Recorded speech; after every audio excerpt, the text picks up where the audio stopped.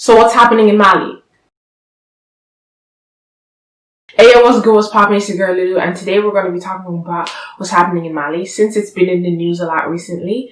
And if you haven't heard it in the news, you clearly aren't watching the right channel.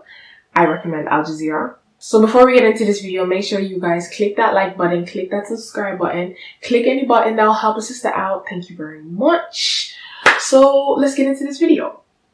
So basically, Mali is in political crisis because the president, Ibrahim Boubacar Keita, has just resigned after being detained along with the prime minister, Boubou Cissé, and other government officials by a military coup who call themselves National Committee for the Salvation of the People. This comes after months of protests against the government by Malians for a number of reasons.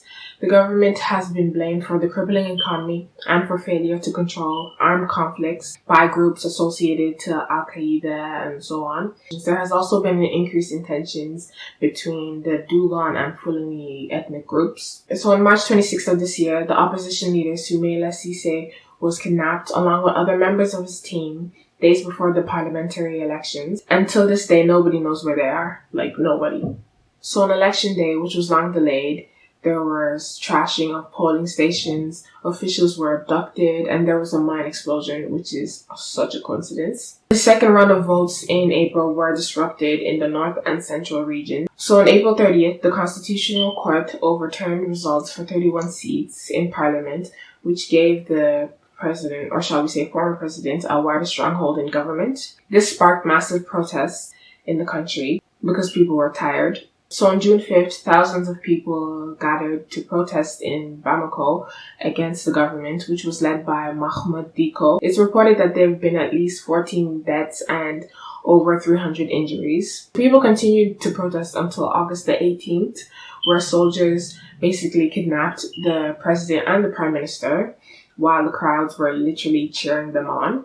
So now the soldiers behind the military coup are basically in charge. They have pledged to stabilize the country. They have also closed borders and introduced strict curfews. So Malians are currently happy that the president has resigned and they support the military coup, but the coup has received condemnation internationally. The African Union and France, who was Mali's colonizer, hence why they speak French, has condemned the coup. Also, the UN, the Economic Committee of West Africa, the US, and China has condemned the coup. But let's back up for a minute. The US and China of all countries. First of all, the US needs to address properly the protests going on there, and China needs to address the Uyghur Muslims that they have in concentration camps. So mind your business. But anyway, we're all hoping that the military coup won't turn into dictators, because remember, this is the second coup that Mali has had in 8 years. And the first one, again, was caused by the government's incompetence and for fear of terrorism. But anyway, we're all praying that the soldiers have the people's interests at heart. And also, people gotta remember that Africa or any African country isn't poor. It's just poorly managed. And the richest man to have ever lived came from Mali. So I'll be talking about that in my next video. So click that subscribe button and that notification bell so they'll notify you when I upload a new video. And like and share this video. Comment down below what you think of this new situation. And I'll see y'all in my next video. Bye!